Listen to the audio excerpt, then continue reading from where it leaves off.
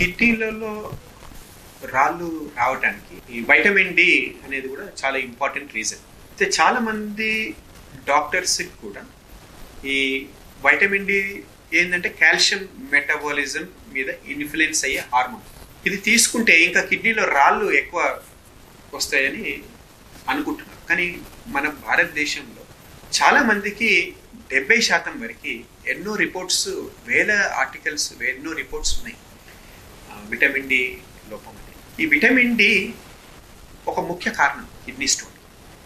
ఏమవుతుందంటే మనం తీసుకునే కాల్షియం ఆహారంలో అది రిటెండ్ కావడానికి బొక్కలలో, టీత్లో రిటెన్షన్కి ఈ విటమిన్ డి ఉంటేనే అక్కడికి వెళ్తుంది. ఉదాహరణకి ఇప్పుడు ఒక 60 ఏళ్ళ వ్యక్తి ఉన్నాడు, ఏజ్డ్ పేషెంట్, ఒక ముసలైన. ఆయనకి మోకాళ్ళ నొప్పులు ఉన్నాయి, ఆయనకి మూత్రంలో రాళ్ళు. చాలా మందికి ఇది కంప్లైంట్, మోకాళ్ళ నొప్పులతోని మూత్రంలో రాళ్ళు.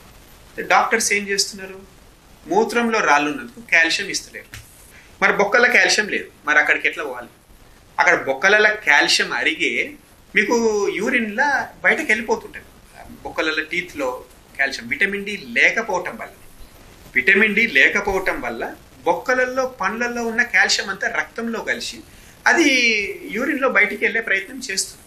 అక్కడ ఆ అక్యుములేషన్ పార్టికల్ అది స్టోన్గా తయారైంది. ఎప్పుడైతే విటమిన్ డి స్టార్ట్ చేస్తే వీళ్ళకి కాల్షియం కాదు లోపం, అక్కడ కాల్షియం ఇంపార్టెంట్ ఫ్యాక్టర్. విటమిన్ డితోని కాల్షియం ఇస్తే వాళ్ళకి ఆ బోన్లో, టూత్లో పోతుంది. అప్పుడు అక్కడ మోకాళ్ళ నొప్పులు తగ్గుతాయి, కాల్షియం స్టోన్స్ కూడా ఫార్మేషన్ అనేటివి ఉండదు. ఆల్రెడీ వచ్చిన స్టోన్స్కి మాత్రం పెద్ద సైజు ఉంటే మాత్రము అది మెయిన్ డక్ట్ అబ్స్ట్రక్ట్ అయితే ఖచ్చితంగా సర్జరీకి వెళ్ళాల్సి వస్తుంది. ఇవి రాకుండా ప్రికాషన్స్ చాలా చేయొచ్చు. అసలు చిన్న స్టోన్స్ ఉన్నప్పుడే మీరు వైటమిన్ డి ఇవన్నీ తీసుకుంటే డైటరీ కాల్షియం అంతా కూడా వైటమిన్ డితో బొక్కలలో, టీత్లో పోవటం వల్ల మీ కిడ్నీ స్టోన్ ఫార్మేషన్ అనేది పబ్లిక్ సన్లైట్కి, విటమిన్ డికి, సన్లైట్కి ఎక్స్పోజ్ అవ్వటం అన్నిటికంటే ముఖ్యమైనది.